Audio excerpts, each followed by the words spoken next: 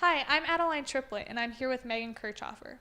Megan is an NMSU student who recently published her first poetry book, If Butterflies Could Talk.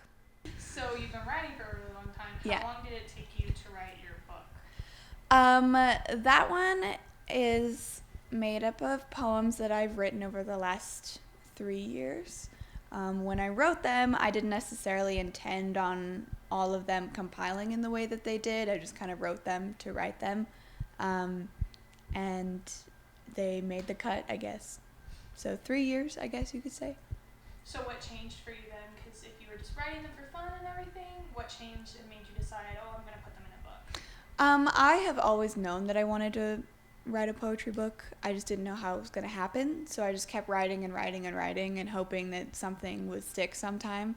And then eventually I had the opportunity. It was like a writing challenge. So you submit one poem for 21 days to this form, and then at the end they publish it. And I did it, and that's what it was. Is there anyone or anything in particular that inspired you in your book, in your style of poetry and writing? So many. I mean, I read so many poets. I really like contemporary poetry more than like the really old stuff that everybody thinks of when they think of poetry. Um, I like to read a lot of black poets and queer poets because they just are so good at it. They're better than me. Um, and it's amazing. Not that I'm not a queer poet, but I'm not a black poet, and they're amazing. Rudy Francisco is one of my favorites. Jericho Brown's one of my favorites.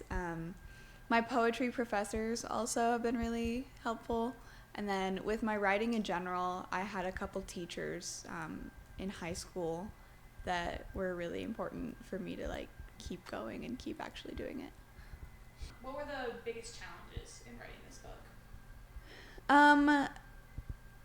I mean, the biggest challenge for me personally is the fact that most of that book was written during really terrible moments in my life or really intense moments in my life. Half the book was written mid-anxiety attack.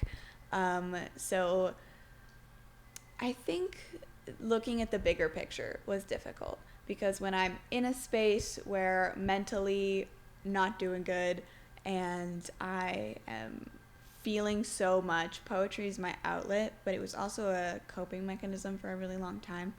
And I'm moving away from that and like learning about it as an art and a technique and a skill rather than something I need to survive, which is a really strange place to be in. I would say that the hardest part is just existing as a person and having things to write about. My life has been so full and I have so many stories, good and bad and strange and weird, and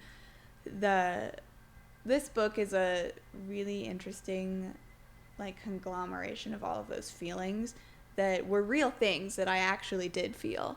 And a lot of them, like the ones that are really messy were a thought spiral, and the ones that are really sad were me falling out of love, and the ones that are really hopeless are exactly that. There's a lot of happy ones in there too, but the hardest part was actually like having something to write about and like feeling the things that I needed to feel in order to put it onto the page.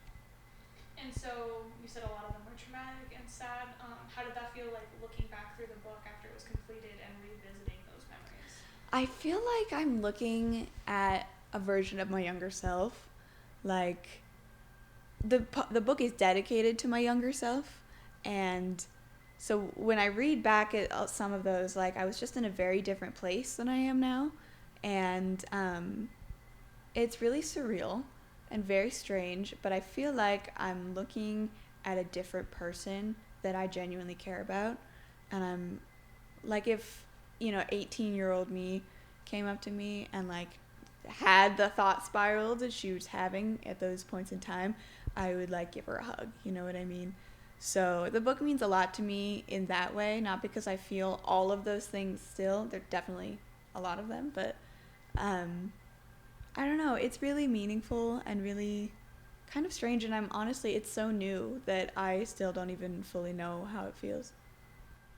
And I know you said you're not writing as much now, but do you have plans to write another poetry book or do a different kind of writing and make a book in the future? Yeah, I need more work. Like, this is a lot of stuff.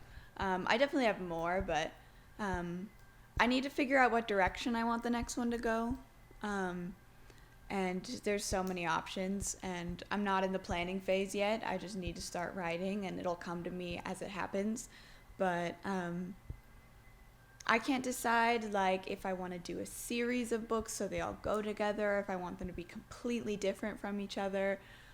This one is a compilation of just, like, every place that I've come from and my growth as a person, and so it's more of an introduction.